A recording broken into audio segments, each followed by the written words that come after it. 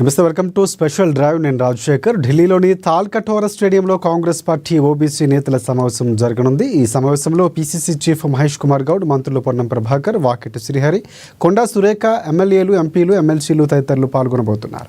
అణగారిన వర్గాల సామాజిక, విద్య, ఆర్థిక అభ్యున్నతి కోసం ఆవశ్యకత, బలమైన శక్తివంతమైన ఓబీసీ ఉద్యమంపై రాహుల్ గాంధీ దిశానిర్దేశం చేయనున్నారు.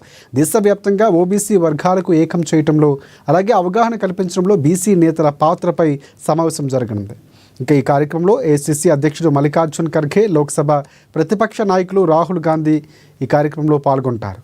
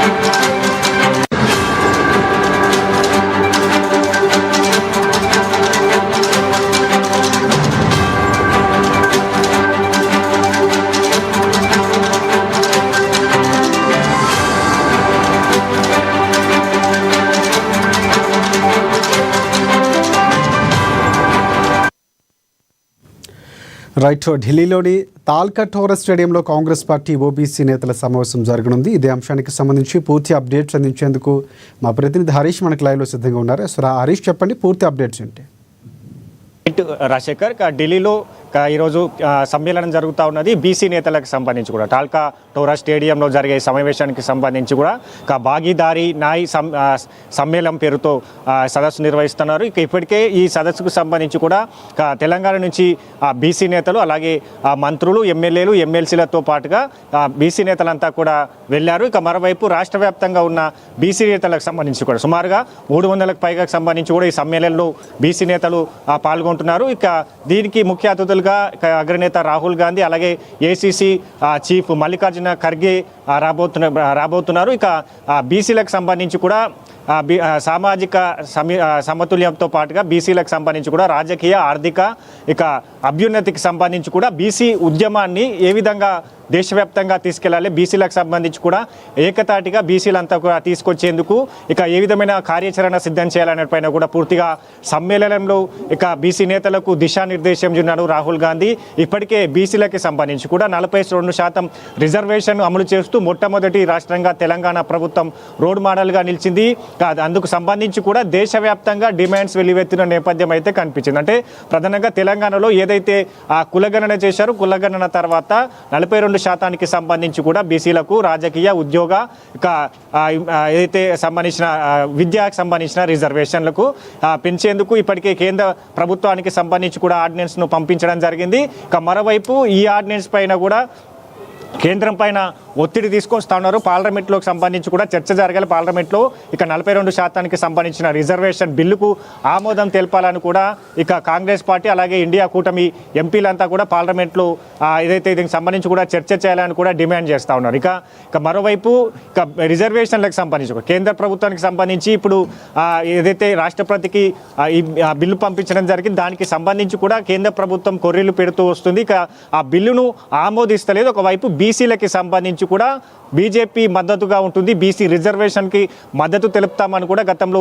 అసెంబ్లీలో ఏదైతే ఈ బిల్లు పెట్టారో దానిపైన కూడా తెలంగాణ బీజేపీ నేతలు ఆమోదం తెలిపారు. మరోవైపు కేంద్రానికి సంబంధించి కూడా కేంద్రానికి వస్తే కేంద్రంలో ఇప్పటి వరకు ఆ బిల్లుకు సంబంధించి కూడా ఆమోదం కావచ్చు, అలాగే పార్లమెంట్లో చర్చ జరుగుతలేదు. అంటే దేశవ్యాప్తంగా తెలంగాణ తీసుకొచ్చిన కులగణనలో బీసీలకు సంబంధించిన 42% సంబంధించిన రిజర్వేషన్ తమ రాష్ట్రంలో అమలు చేయాలని డిమాండ్ వెల్లువెత్తుతున్న నేపథ్యంలో ఇప్పుడు ఈ అంశాలన్నింటికి సంబంధించి తెలంగాణలో ఏ విధంగా కులగణన చేపట్టాం, కులగణన తర్వాత రిజర్వేషన్లకు సంబంధించి బీసీలకు సంబంధించిన రిజర్వేషన్లు ఏ విధంగా చేపట్టాం, వీటన్నిటిపైన కూడా సమ్మేళనంలో కాంగ్రెస్ పార్టీకి సంబంధించిన మంత్రులు పొన్నం ప్రభాకర్, వాకిటి శ్రీహరి, కొండా సురేఖతో పాటుగా ఇక ఆ మంత్రులు, ఎమ్మెల్యేలు, ఎమ్మెల్సీలంతా కూడా వివరిస్తూ ఉన్నారు. ఇక పూర్తి స్థాయిలో దేశవ్యాప్తంగా కూడా బీసీలకు అభ్యున్నతికి కాంగ్రెస్ పార్టీ కట్టుబడి ఉంటుంది. బీసీలకు సంబంధించిన రిజర్వేషన్ల డిమాండ్ను భారత్ జోడో యాత్ర ద్వారా కూడా రాహుల్ గాంధీ ఈ అంశాన్ని లేవనెత్తారు. ఇక ఇప్పుడు సంబంధించి కూడా తెలంగాణ రోల్ మోడల్గా నిలిచింది కాబట్టి ఇక దేశవ్యాప్తంగా ఇదే డిమాండ్స్ని వెల్లువెత్తుతున్న రాష్ట్రాల్లో ఏ విధంగా కార్యాచరణ సిద్ధం చేయాలి, తెలంగాణకు సంబంధించి కూడా కులగణన ఏ విధంగా చేపట్టారు, రిజర్వేషన్లకు సంబంధించి కూడా కులగణన ఆధారంగా 42% రిజర్వేషన్కి సంబంధించి ఏ విధంగా చేపట్టారు, వీటన్నిటికీ సంబంధించి కూడా ఈరోజు సమ్మేళనంలో చర్చకు వస్తున్నాయి.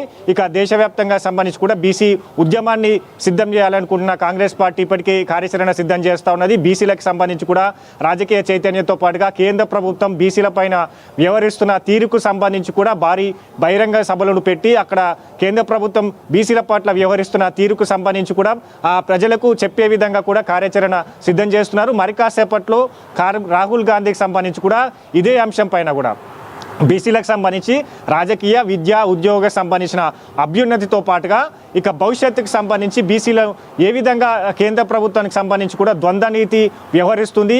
ఒకవైపు తెలంగాణ ప్రభుత్వం తీసుకొచ్చిన రిజర్వేషన్ బిల్లును ఏదైతే ఆ రాష్ట్రంలో ఆమోదం తెలుపుతుంది కానీ కేంద్రంలో ఆమోదం తెలుపుతలేదు.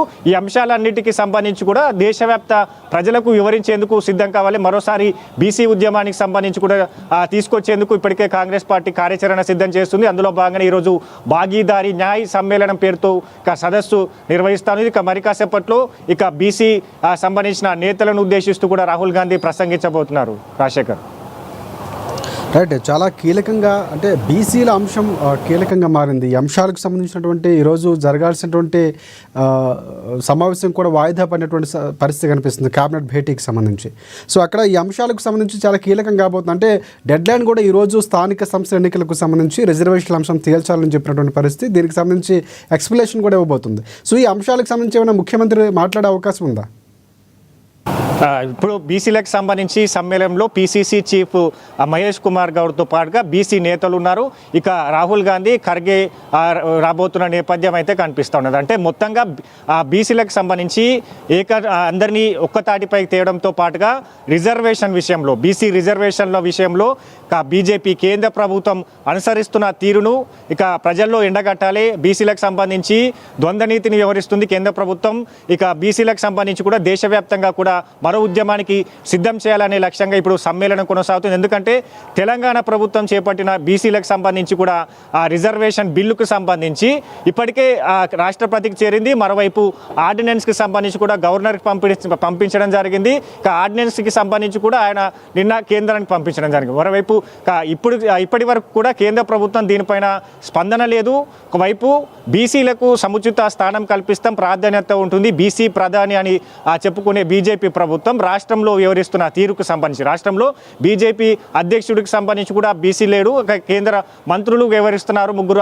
వాటి ఏదైతే బీసీ రిజర్వేషన్ బిల్లుకు సంబంధించి కూడా కేంద్రంలో ఒత్తిడి తీసుకురావట్లేదు. అంటే బీజేపీ రాష్ట్రాల్లో, అంటే బీజేపీ పాలిత రాష్ట్రాల్లో ఒక విధంగా వ్యవహరిస్తుంది, బీజేపీ పాలిత లేని రాష్ట్రాల్లో, కాంగ్రెస్ పార్టీ ఉన్న రాష్ట్రాల్లో ఒక విధంగా కేంద్ర ప్రభుత్వం వ్యవహరిస్తుంది. తీరును ఎండగట్టాలి, బీసీలంతా ఏకం కావాలి. బీసీలకు సంబంధించి కూడా రిజర్వేషన్ను, బీసీలకు సంబంధించిన ఆర్థిక చేత కావచ్చు, బీసీలకు సంబంధించి కూడా ఉద్యోగ రాజకీయాలకు సంబంధించి కూడా సమతుల్యంతో పాటుగా రిజర్వేషన్ల పెంపుకు మరో ఉద్యమాన్ని సిద్ధం చేయడానికి ఈ సమ్మేళనం నిర్వహిస్తుంది. మరి కాసేపట్లో రాహుల్ గాంధీ మాట్లాడున్న నేపథ్యం అయితే కనిపిస్తుంది. ఇక సీఎం రేవంత్ రెడ్డి కూడా ఇదే అంశం పైన కూడా అక్కడ ప్రస్తావించే అవకాశాలు అయితే కనిపిస్తూ ఉన్నాయి. ఇక తెలంగాణలో ఏ విధంగా రిజర్వేషన్ చేపట్టాము, రాష్ట్రంలో బీజేపీ కేంద్ర మంత్రులు కావచ్చు, బీజేపీ నేతలు ఏ విధంగా రిజర్వేషన్ పైన కూడా ద్వంద్వ నీతిని వివరిస్తున్నారు. వీటన్నిటికి సంబంధించి కూడా రాష్ట్ర వ్యాప్తంగా, దేశవ్యాప్తంగా ఉన్న బీసీ నేతలకు ఈ సమ్మేళనం ద్వారా వివరిస్తారు. ఈ సమ్మేళనంతో దేశవ్యాప్తంగా మరికొన్ని ఆయా రాష్ట్రాల్లో సమ్మేళనం నిర్వహించి బీసీలను